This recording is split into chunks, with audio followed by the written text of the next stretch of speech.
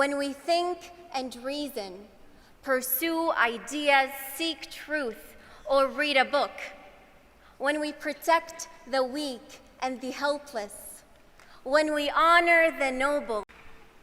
It's a tradition at Richmond to have a graduating senior speak on behalf of our graduates. We are proud to welcome Sana Azem as speaker for the class of 2022. Sana is from Damascus, Syria. She's graduating with a Bachelor of Arts degree in journalism with a minor in film studies. While at Richmond, Sana was a writer for the university newspaper, The Collegian, and a member of the Muslim Student Association and a member of UR's Filmmaker Society. As part of her research as a journalism student, Sana spoke with and wrote the stories of Syrian women who took part in the Syrian uprising. She spoke with mothers, sisters, and daughters of political prisoners and victims of forced disappearance, and wrote the stories of women who've been imprisoned in Syria. She shared these stories just a few weeks ago in an impressive and moving visual presentation and clearly written work titled The Story She Holds. As an aspiring journalist, after graduation, she hopes to write and document the stories of people that need to be heard. Congratulations and welcome, Sana.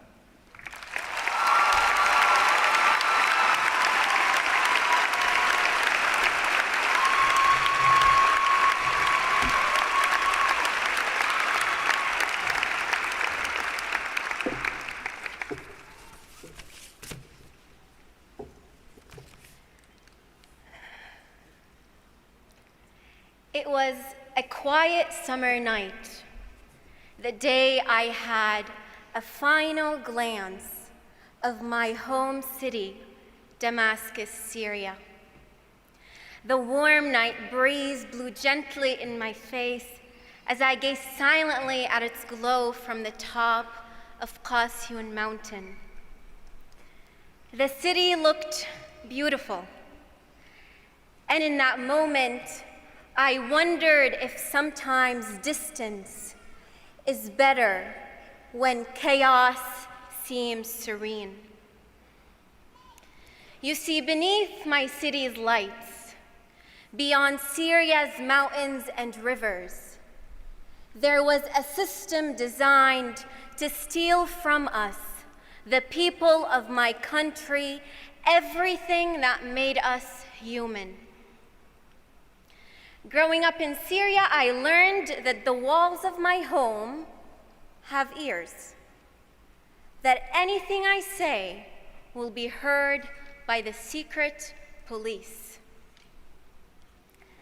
As I was glancing at the lights of my city from the top of Qasyun Mountain that night, I realized one thing. Not everything is always as it seems. I knew that the glimmering lights from the top of the mountain did not depict the life of the people on the ground. Only a few months before the night of my departure, I had been sitting with my then 7-year-old sister in the back of the car, with my arms wrapped around her, as the sounds of bombardment filled the air. All I needed was a sky free of chaos.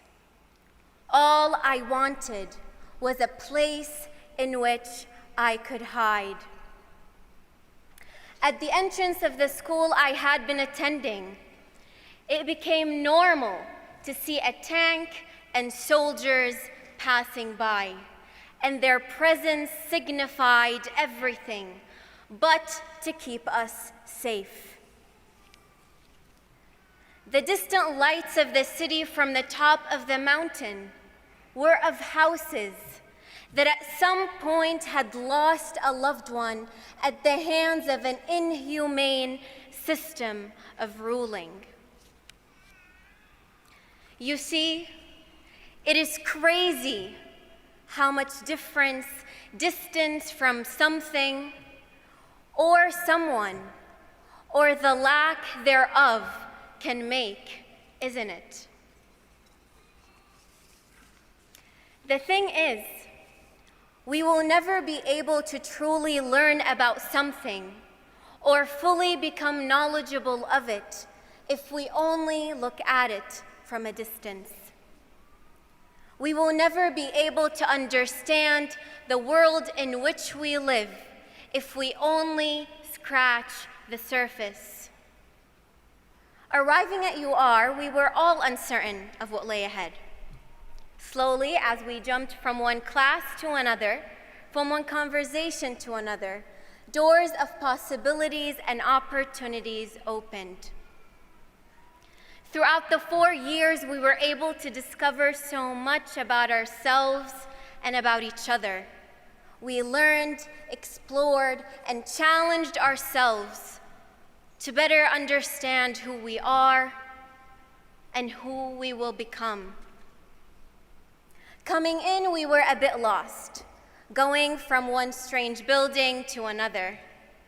Now, in every corner, we engraved a memory, and the place that was once strange became home. Whatever degree each one of us will be graduating with today, let's use it to better connect with one another. Let's use it to build bridges and to knock walls of separation down. Whether it is 4 years ago or 4 years from now, we will always be one web. As students of UR, as people of this globe. What happens here, next door, or thousands of miles away from us is about all of us. What happens outside our doors in Ukraine, Iraq, Afghanistan, Syria, Palestine, or elsewhere is about all of us. It's about our humanity. So above everything, let's use our knowledge, our explorations, and discoveries to protect our humanity and our compassion towards one another.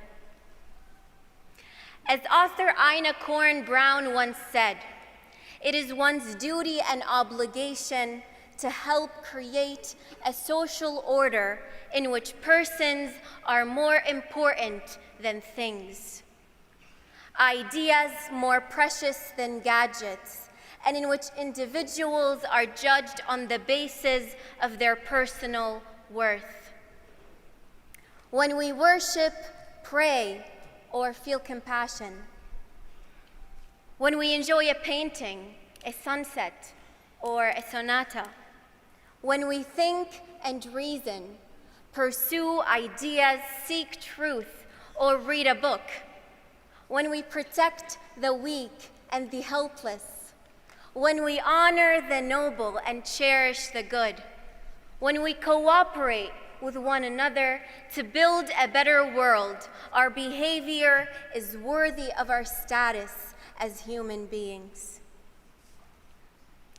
Inside each one of us, there is a desire to learn and discover. And the truth is, some discoveries will shock us. Some will shake the ground upon which we walk. Some will change us from within. But the best ones are those that connect us with one another and remind us that at the end of the day, we are all made of stardust. The best ones are those that teach us to walk in humility. For no matter how far we rise, our knowledge will always be limited. As the Quran states, وَمَا أُوتِيتُم مِّنَ الْعِلْمِ إِلَّا قَلِيلًا. صدق الله العظيم. And of knowledge, you, mankind, have only been given a little. Class of 2022, congratulations. The universe inside you and beyond yourselves awaits your discovery.